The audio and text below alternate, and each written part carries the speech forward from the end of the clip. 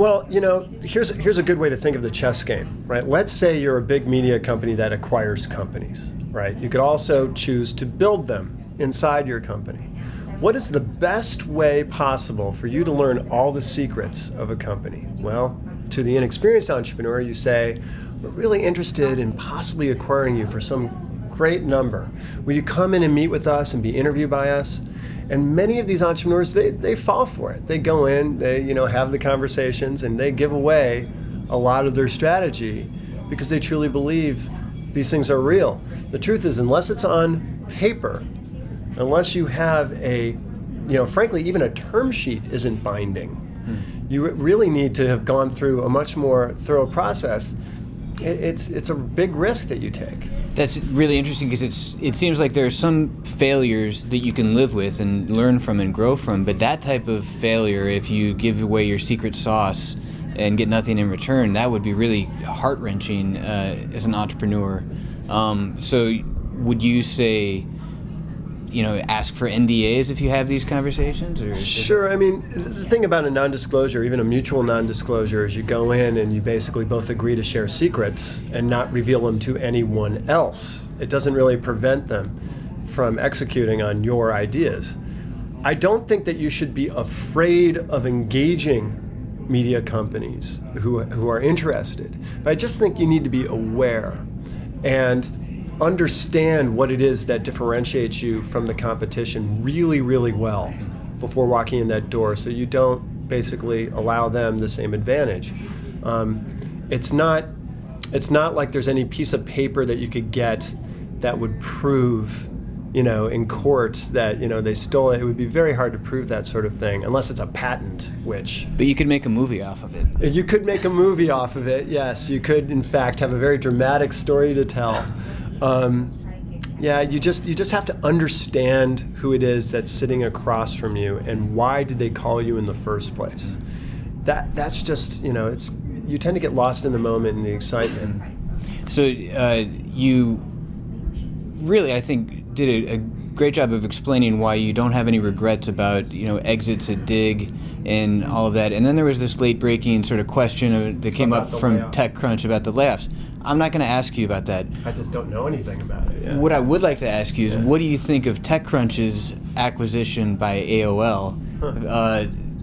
That received some criticism, and the fact that my mom's email provider now owns my favorite tech blog is a little upsetting to me. Right, but okay, so AOL as a brand obviously wants to be relevant. And so strategically it makes sense that they would acquire the most relevant tech blogging brand that there is. I get it. I don't think that it's a surprising acquisition. So then there's the next set of questions, which is there some kind of influence that the mothership has over the sort of integrity of the blogging, independent blogging? There's really no evidence to suggest that there would be that kind of influence. I mean, the classic example that everyone talks about is when Rupert acquired the Wall Street Journal. And I don't think there's a lot of people out there arguing that the integrity of the reporting was compromised there. I think that, on the contrary, it's not been corrupted. So I don't know. I feel like good for Michael and good for Heather and their getting their own business to exit. Sure, and he seemed to imply anyway that fatigue was some part of that. Is it 5-time entrepreneur? Yeah. Can you relate, or? Yeah, I mean, and I've done startups over and over again, and every time I've done a startup so far, I've been very fortunate in that the startup has done well business-wise. I mean, no one's going to argue Dig didn't do well as a business during its last 5 years. So that's great. What's weird is that I haven't built something to sell and I haven't gotten the exit that a lot of entrepreneurs get. I've lived a really great life during the time that I was doing these businesses. So what's there really to be upset about? Now, do I understand Michael Arrington's position? Absolutely. I think as a parent, I would love to set up my family and have a certain amount of financial security. And you know what? If I had a business that made sense to do that was in that same stage, I would probably have taken the same direction Michael would have. I can't disagree with that. One quick and I guess final question. Launching off of Revision 3, they're in the internet video business. All these new products are coming out. Google TV was just released last week.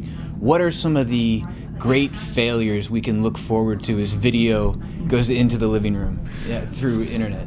Well, I think there's an interesting struggle that I haven't heard people talk about yet, right? There's a battle going on over who is the umbrella application. And by this I mean, you've got a number of set-top boxes. You've got the cable, and dish provider boxes. You've got the independent DVRs like TiVo. You have the TVs with their embedded software that are running internet. And then you have the sort of independent media player marketplace like, Boxy and Plex and so forth. All of them are supposedly operating systems within which you can put plugins and other people's apps. The joke is, do I install the app on Plex or do I install Plex as an app on something else? And I think that battle, there's a lot of confusion for consumers. And I think that out of it, you're going to see some funny results. Classic example being right now, I know LG TVs run the Plex code or are beginning to run the Plex code. And you'll be able to install apps within that. Right, you also have Google TV and you have Boxy out there. You've got some confusion on whether or not, it's like I know I can load Plex on top of some other applications. So let's say I'm just a consumer who just wants that interface. What's the best way for me to get it, right? I have my version of that, which I'll keep to myself. Okay. but I love Plex. I think it's phenomenal. But I think that there's going to be some losers in this. Certainly, some hardware is hard to. We don't want another box. Right. And do you think it's likely that Comcast is one of those losers? Comcast has incredible might when it comes to sort of forced standardization. Because so many people will adopt whatever it is that they put out there, they can kind of win by default. So I don't think Comcast is going to be a loser. I think they need to make a choice on where the ROI is for them. Owning the content, sort of having a piece of that, absolutely. I would say, taking a position of neutrality on this would probably pay off for them the most, as opposed to trying to necessarily monopolize the set-top box marketplace and the software side. But we'll see what they do. All right. Well, thank you very much, Jay. Hey, my pleasure. It's nice talking to you. All right. Enjoy some lunch.